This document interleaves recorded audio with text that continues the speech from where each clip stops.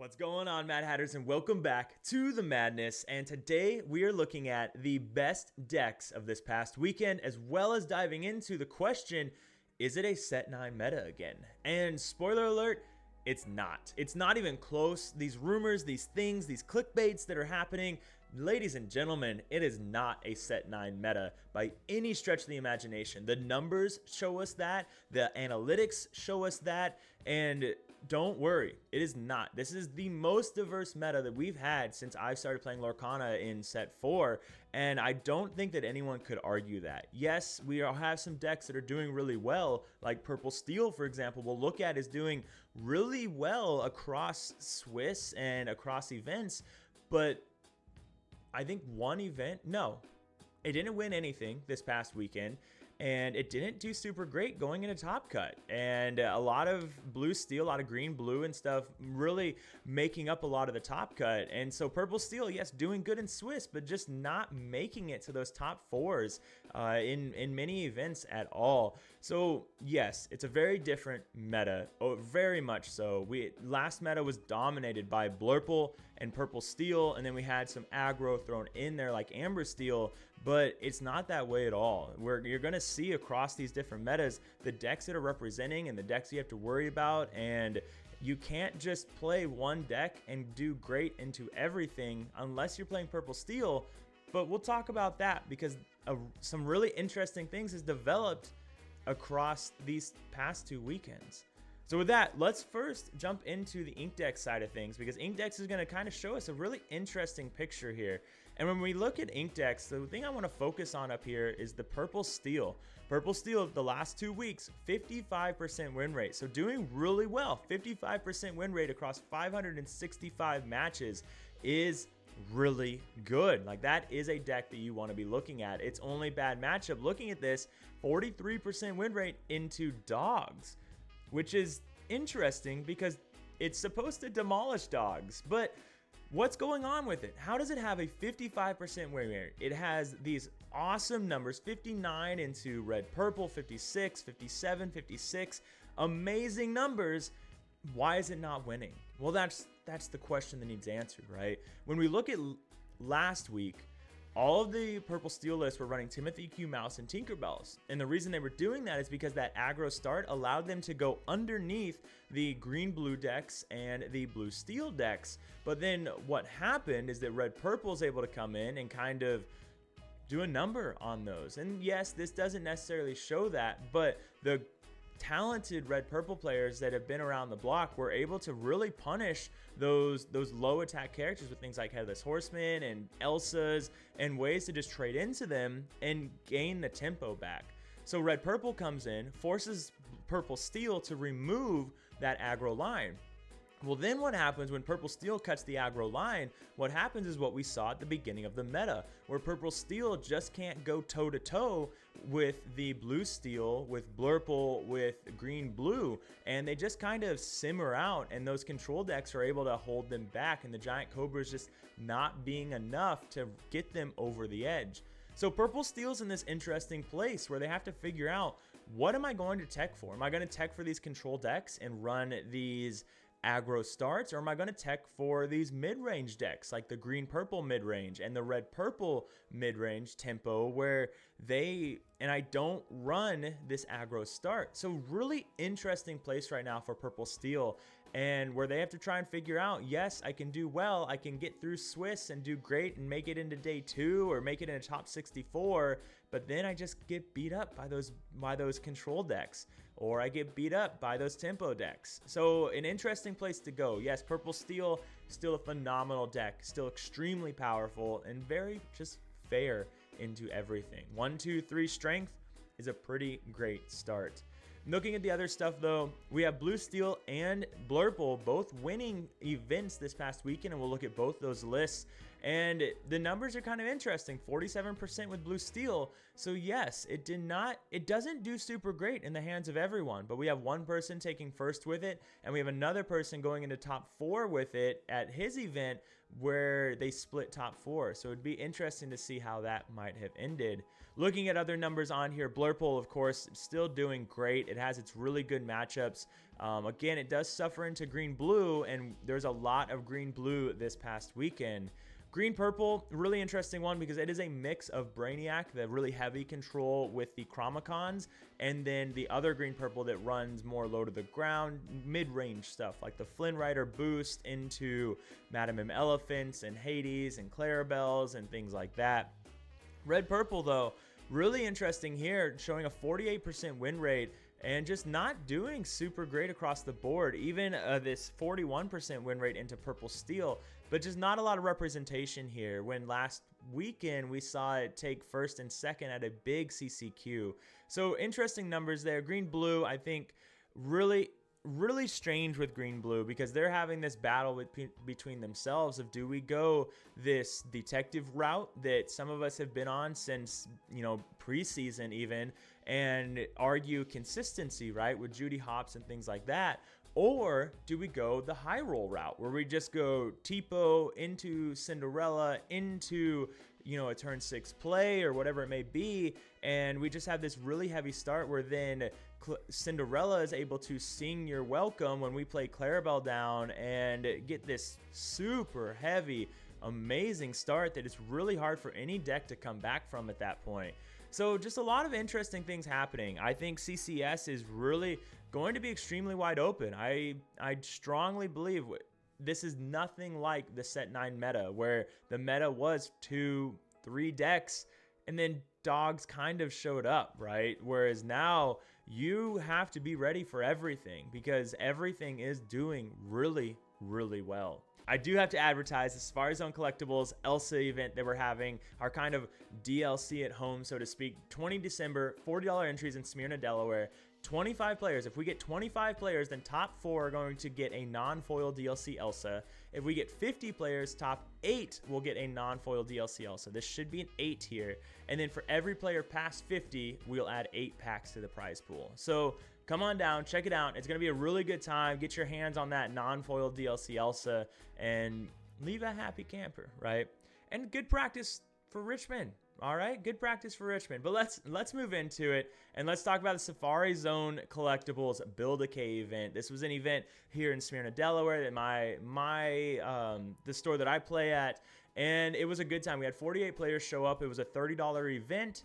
All $30 went to the prize pool, and if we would have hit 100 players, then we would have doubled the prize pool. In this case, I think it was 48 players. It comes down to like $1,400. They split top 4, each leaving with like $200 and something.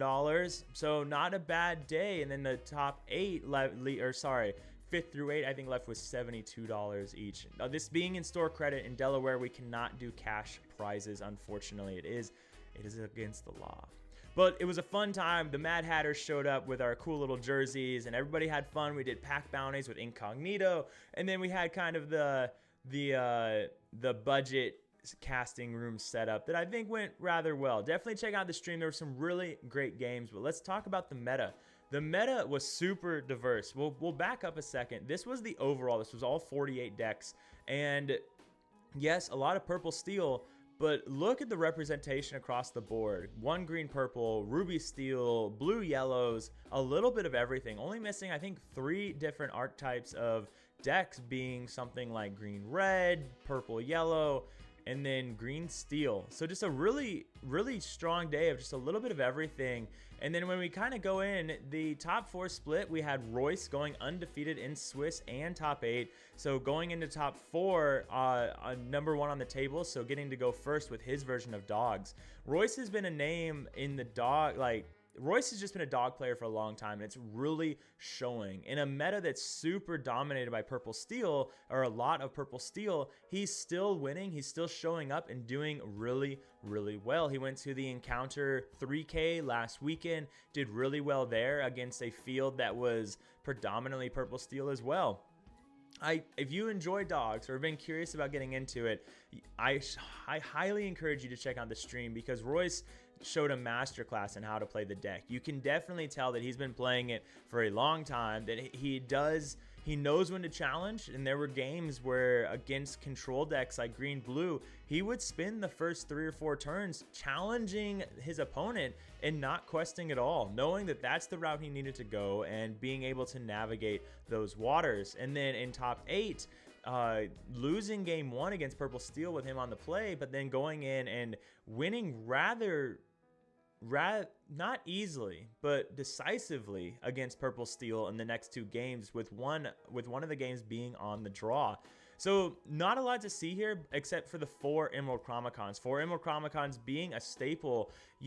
Royce did cut the Under the Seas, saying that those Under the Seas just not doing it for him. There's not enough targets to hit, but Emerald Chromicon being a necessary card when you see so much purple steel. And Chromicon just putting in a lot of work against blue steel, against purple steel, and all these different decks. One thing to note with his list in particular, you might get kind of scared, and a lot of people do, is you see 4, 8, 12, 13, 14, 16, 20 uninkables in Royce's list. But ladies and gentlemen, remember, Royce has been playing this dogs for a long time, so he knows how to navigate it. And again, with this green yellow dogs, you don't need a lot of ink. You can do perfectly fine with 2 ink, especially when you're running cards like Pluto.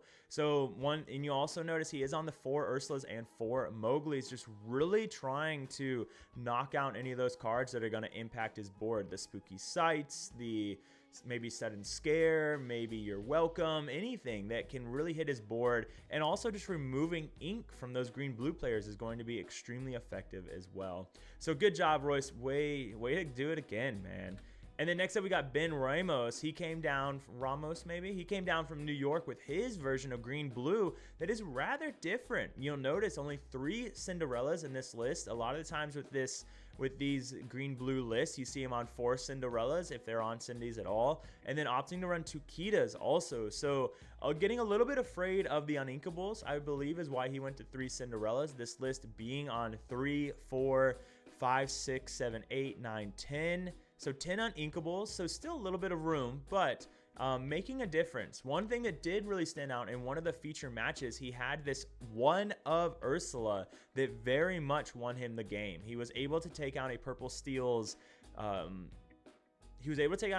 Strength of a Raging Fire, which then let him snowball into a victory because his purple steel opponent could no longer take out his cow, and then he was able to shift the cow, sing You're Welcome, all because of that Frank Karsten one of that came in clutch. So really making a difference. And then the other thing that sticks out with this list is the 4 of Hades and the 2 of Mother Knows Best. We saw it in one of the stream matches, the feature matches, where he played Hades. The next turn, he sang Mother Knows Best on his own Hades to then replay the Hades and have this body that is just constantly removing characters from his opponent's side of the board. So when you have those 2 Mother Knows Best as well as the stopped chaos, you essentially have 7 Hades in your deck. And that can be a really big deal when you're in the mirror match and you can just constantly Hades everything your opponent does. Yes, they get a lot of ink, but if they don't have a lot of cards in hand, then what are they going to do with that ink anyways? So really good job, Ben. He came in, had a really good time, it seems, won the Friday night locals as well as top 4 in the Build-A-K event. Hope the drive went well back home. Next up, we've got Rick Peltier taking top 8 with his spicier version of Red Purple. And looking at his list, you'll notice the first thing, 3 Mulans. And when you see Mulans, you immediately think, all right, we're going against Flinger Dinger. Well, no, there's no Flinger Dinger cards in this deck. No Mother Gothels, no Pains, none of that stuff that's moving damage around, but we are on 3 of the Shift Mulans. So that Shift Mulan being able to come in and just kind of empty out your opponent's board if that 1-cost Mulan does stick around. So we never did see it on stream. I'm not sure how often the Shift Mulan came down. I know talking to Rick, he posted on the stream that he thinks Tinkerbell Shift may be the better route to go, because with that Tinkerbell Shift letting you exert an opponent's character. So a lot of the times Red Purple it needs to be able to exert their characters, and because they, especially this version, has so many good ways to challenge when you're running 3 of Hercules. That Hercules, of course, being an incredibly resilient card, as well as questing for 2, letting your Sizu be resilient, and all your other heroes, maybe Peter Pan if you can deal 1 damage to something, 2 damage if you have Lumiere down, and then of course running only 3 of Headless Horsemen, which is an interesting one. And then you see that Rick went 3 Headless Horsemen with 3 Hercules, trying to keep that uninkable count lower and kind of really prioritizing both, but not liking one over the other. So a little bit different, a lot of spice going on with this list. You'll also see the They Never Come Back. This card being a good way to kind of set up lines for you. It's A, really great to answer Iagos, which can be difficult at times, but B, you can also, if they quest with something, then you play They Never Come Back on turn 4, and now they can't ready, which that then allows your Mulan shift to come down and be able to clear their board or clear 3 things, which is not too bad. And then finally on the 3 libraries, just an excellent card, help you get draw, gain some incremental lore. Its 8 health is tough to deal with for most decks when they're also having to answer your characters. And then if they turn sideways to answer the library, then your characters come down and answer theirs, and most likely live because of cards like Hercules or Cheshire Cat that's able to move damage. So good job, Rick. Way to operate red purple. Next up, we've got Battlebear, and they had a CCQ at their event. We have first and second, first being Blurple versus Purple Steel in second, 256 players. Looking at this field, it's a little bit more reminiscent of what we've kind of seen in the past. We do have 2 Blurple, 3 Purple Steel, 1 Red Purple, and 2 Green Blues. Looking at the Blurple list, I've got to admit, I talked all this stuff about how it's not a set 9 meta, and then you look at this list and it kind of shouts set 9 meta, I will admit. But we do see a comeback, a second star on the right, second star to the right. Second star to the right, just being a really good card against all this Purple Steel stuff. And you get that card, you draw 5, you win this resource war against Purple Steel, and then you spend the rest of the game developing a board that is also answering everything that your opponent does. Devin also opting to run the 4 of Ursula's. That Ursula having the boost one, the 4/5/2, that turns into a 4/5/3 with evasive when she is boosted. So a lot of pressure coming down with that Ursula. And if it is boosted, if you're playing something like a Blurple Mirror or a green-blue deck, then they Hades that Ursula, and then you get all that ink. So that being a really big point there. Whereas before, when they Hades your stuff, you're only getting the 1 card in your inkwell because you're not running any shift lines. But Ursula kind of acting as that shift line, acting as that Hades magnet to then boost your ink up to let you do a lot of different things. We do see the 1 of Demona, which is a neat card, that 4/6/1 Challenger 2. Again, just a good card into Purple Steel and a lot of these other decks that may be trying to fight for the board, like Red Purple. Also just a big butt. So if you get that Demona down with something like a Basil and then a 5-cost character, that's the 3 characters you need to sing second star to the right. And odds are Demona is going to stick around to be able to sing that.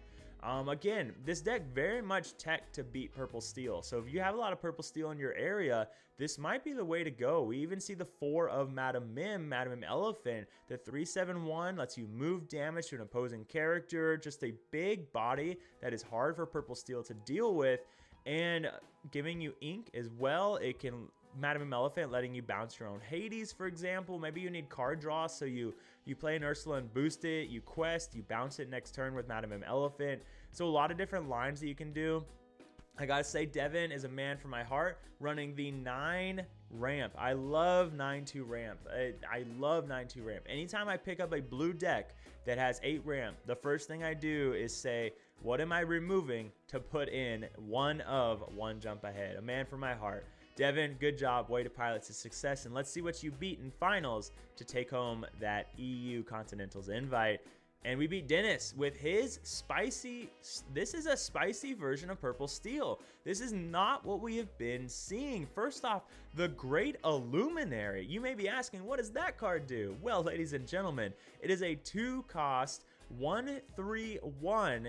Chosen characters, not chosen, characters gain. Exert this character, draw a card while here. So now you can kind of just do some really funky things. You play something like Olaf, and then turn 2 you play an Iago or a Black Heron. Turn 3 you can play the Great Illuminary, move Olaf there, quest with and it could be any one drop. Or you just play it later on, you move all these characters here later on, and instead of questing, you just draw 5, 6, 3 cards, however many characters you have there. So yes, you do lose out on lore gain for a moment, but you do dig through your deck, and when most of your deck is draw, there's a good chance it's going to work out in your favor. Now you'll notice no Dock in this list. So we do have the Great Illuminary, but we do not have Dock. So very different. You'll see the 2-drop slot, we're running those Iagos instead. Also running the 3-drop Elsa, so 4 of the 3-drop Elsas. When you play this character, you may draw a card. So what Dennis has done with this list is he's essentially just trying to draw a lot. He's trying to get to those Cobras. He has the Ursula for some lore gain as well. Heavy on the songs with 4 Strength of a Raging Fire and 4 Thunderbolts. But what you can do with a list like this is you play Olaf, maybe you don't quest, you kind of chill out, then you play a Black Heron, then you play your Giant Cobra, and then you can start questing with Olaf. And if they remove your Olaf, you can bounce that Giant Cobra. Or even better, you play Olaf, you play Giant Cobra, your opponent at some point may play their Prince Philip combo, play Malicious, Mean, and Scary. That will first banish the Olaf. So then, with Olaf's effect, when this character leaves play, you may return chosen character of yours to your hand. You can bounce back that Giant Cobra or whatever else you think you need in that situation. Maybe it's gain 2 lore with Giant Cobra. Maybe it's draw another card with Elsa.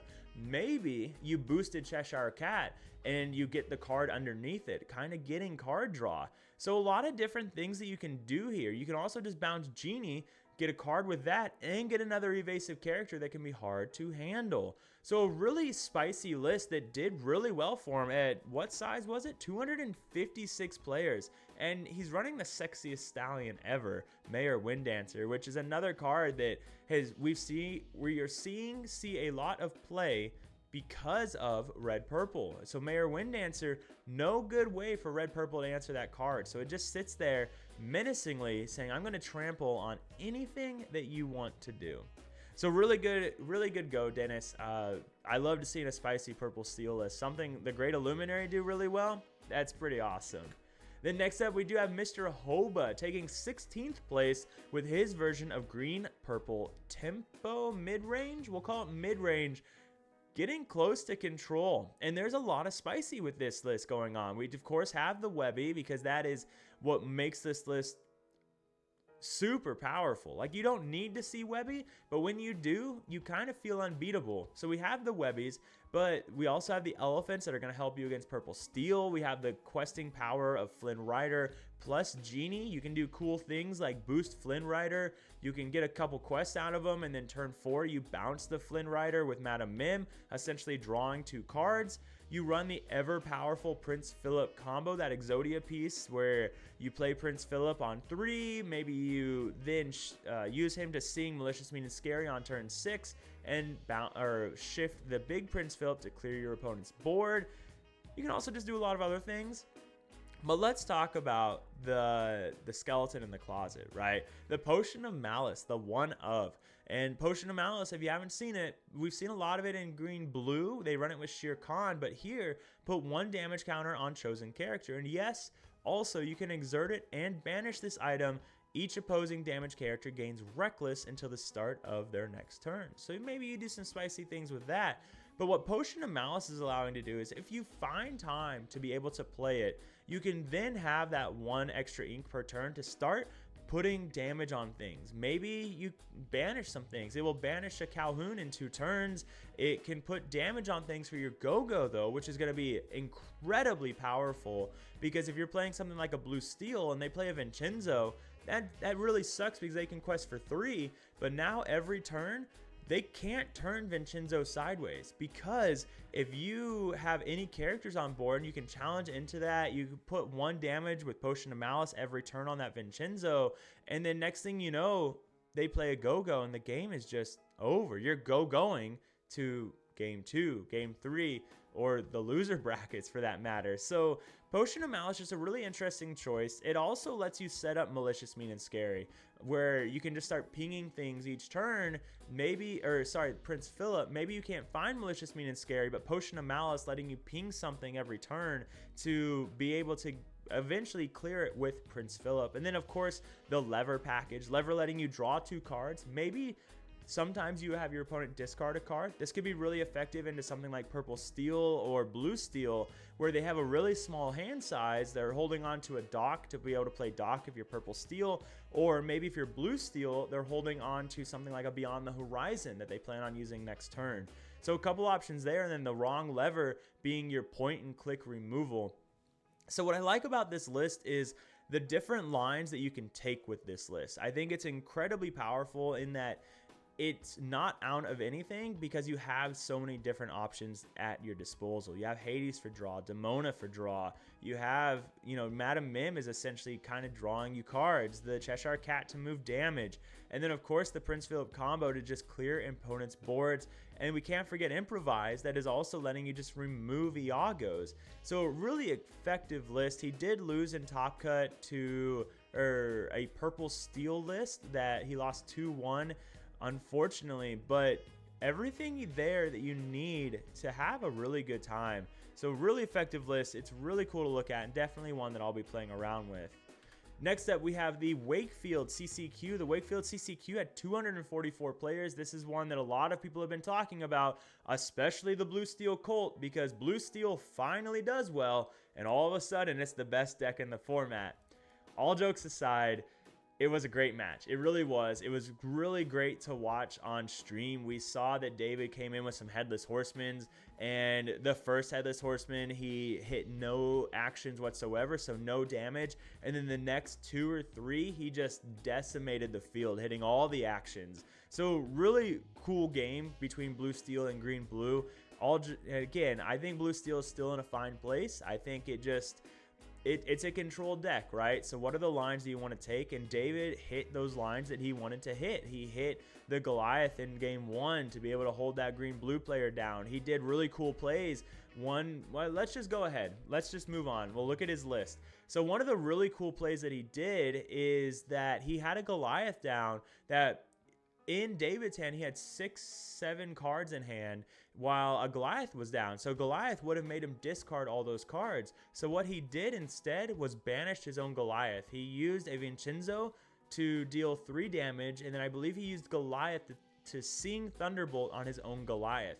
So essentially doing nothing for a turn, but able to clear that Goliath so his opponent, his green-blue opponent, could not continue playing cards and drawing cards, and he didn't have to discard cards. Yes, it was a big brain play, 1000 IQ play, and massive shout out for doing it. Unfortunately, punished in a way because his opponent, of course, top decked Clarabelle. Ignoring that fact, it was a top IQ play that was really cool to see, and he still came out with the win. Looking at the list, though, you see the 2-4-6 line, Tipo into Cinderella into a 5 or 6 drop, the one of Pluto to answer the Emerald Chromicons of dog players that you probably are going to run into at some point. You see the one of Arthur. We saw the Arthur in the feature match make a big deal, giving you resist, letting you challenge characters while they're ready. So coming in, doing a lot of work. Also, I want to shout out the Ink Runner. Ink Runner playing a really big part in one of his matches, giving Tinkerbell evasive. Ink Runner letting you draw a card, but also you pay an ink, exert Ink Runner, and a character of yours gets alert for that turn. So when there's so much Purple Steel, I think that's a really big brain decision to throw those Ink Runners in so that your opponent doesn't just win because they play evasive characters. When I record this is after the LCCC match between DKP and Angelina, you'll notice that DKP had a good board, but when Angelina had a bunch of evasive characters, there was nothing that DKP could do because of that. So maybe if there were some Ink Runners, there was an option. The last shout out, 2 shout outs. Man for my heart. 9 turn 2 ramps. Ladies and gentlemen, 9 turn 2 ramps. When your deck auto loses because you don't see turn 2 ramp, why are you not maximizing your turn 2 ramp?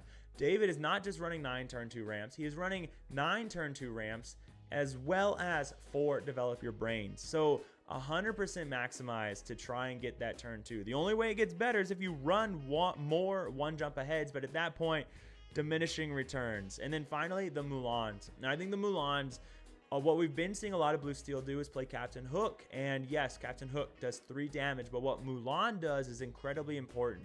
The list that David is on is running 4, 5, 6, 7, 8, 9, 10, 11, 12, 13, 14, 15, 16, 17, 18 uninkables. So this Mulan, when you still have to alter 7 to find turn 2 ramp, Mulan is your saving grace, because now you have Mulan that can filter your hand even more to find turn 2 ramp or to filter out bad uninkables. Then you have Tipo that is able to get rid of those uninkables, as well as Cinderella to get rid of those uninkables. So now you can do these crazy things where it doesn't matter how many uninkables you have, because you have so many ways to filter them out of your hand. So I think the deck building of David was top notch. I think the decisions he made during the game, again, top notch, next level, and very much deserved that EU Continentals invite. And I'm very excited to see how that goes for you when we finally get to it. So congratulations, David. Next up, we got James Burton with his version of blue-green. And looking at his version of blue-green, we're on the 2-4-6 route. We are on the 4 Cinderellas. And I've got to admit, again, I've been a big fan, and I think it's a lot of fun to run detectives. But the explosiveness of the Cinderellas is just so hard to say no to. When you can do those things, when you get so much ink that you no longer need the Clarabelle shift line, because you get to play Clarabelle without the shift line the next turn. So you just have so many options. This list, what we've been seeing is a lot of these Cinderella lists will run the Max Goofs and Max the John Silvers. So this list going a different direction. They're on the 2 John Silvers, no Max Goofs. Instead, what you're doing is you can search for the dig. You have the visions. You have a way to use that to be able to search for the Clarabelle to play the next turn. You throw down a Donald Duck. You set up the Prince Philip combo. Whatever it is that you need to do, you have options now. And then also, again, 9 of ramp, okay? I don't know if you guys are seeing a trend of these decks that are doing really well. 9 of ramp. I don't know what else to say. Frank Karsten wrote an article about it. If you don't want to believe me, you can believe David, you can believe James, you can believe Frank Karsten, okay? And they're all saying the same thing. But a really cool list. I love it. We're also on the 2 Mother Knows Best with the 4 Hades. So that letting you have essentially 6 Hades or whatever else you may need. Maybe you bounce a Basil, right? You quest with a Basil, you bounce the Basil, you play the Basil, bounce something back to their hand again. Under the Sea, of course, in here. So Under the Sea, I like Under the Sea in green-blue simply because you can search for it with a vision. So if you are worried about dogs, you can run Under the Sea because you get the lines, the field available that can sing it, and then you play Vision of the Future to dig for that Under the Sea. Whereas a lot of other decks, green decks, cannot sit on Under the Sea in their opening hand because the Mowglis, the Ursulas will rip it from their hand. But Vision of the Future lets you find it. And then the 1 Bend of My Will. I think Bend of My Will is a must-have in green-blue. I think that what it enables you to do, if you're on the play, you can play that before they get their shift cow down, and you just kind of win the game at that point. And you empty their hand, you still have a full hand. Like Bend of My Will, I think, is a must-have in green-blue lists. So good job, James. A really fun match to watch as well, and with a neat deck, showcasing the power of those Cinderellas. And then next up, we have the Yellow Rabbit, a 45-player event. I believe this is the last one. And we have 2 green blues in finals. So the mirror match in finals for this event. Looking at it, we did have dogs, green, blue, purple steel, and a blue steel in top 8. So first up is Mario. Mario, the big thing we'll see in here is 2 of the spooky sights. So spooky sight, a really big argument. So you'll see that Mario, instead of running the Underseas, opts to run the spooky. And it depends who you talk to. Some people think the spooky is just better. It can't be ripped by Ursula. It's a card that, you know, can feed your own Inkwell. Maybe you have some Clarabelles and Tipos down to feed your own Inkwell. The problem is we've seen time and time again that spooky sight can just, yes, it buys you a turn, but loses you the game. So you win the battle, lose the war because your opponent just gets so much ink because of that spooky sight. It's a choice, right? And I don't think you're wrong to run one or the other. It's just what you prefer to do, maybe what you're more worried about, and how you want to line things up. Now, one thing we'll notice in this list is we're on 4 develops as well as 4 visions, and then is also 9 of ramp. Again, 9 of ramp. Another first place green blue list that is on 9 of ramp. I don't know what else to say. I don't know what else to say. When your deck all but auto loses because you do not see turn 2 ramp, why are you not increasing your chances of not just auto losing, right? We'll move on. We'll move on from that. One thing, only 3 Hades in this list. So 3 Hades, a lot of these green blues we've been seeing are on 2 of Mother Knows Best and 4 Hades. So Mario opting to instead go 3 Hades, no Mother Knows Best. Don't need them. I'll be okay. And then the second place list. Sorry, we look at the 4th place list because I wanted to look at this red purple list. So looking at Ricardo on 4th place, Ricardo running his version of red purple, and this one threw me for a loop. It is not what I expected. I saw the Pirate's Life at the bottom of the list, and I immediately started looking for Shark, and we're just not on it. So what Ricardo has done here is he's gone for this kind of control tempo route. He's doing a lot here because he has what red purple likes to do. They play the 1 drop, the 2 drop, the 3 drop. They go something like Palace Guard into Diablo, into Sizu, into Genie, and they just start questing for a lot.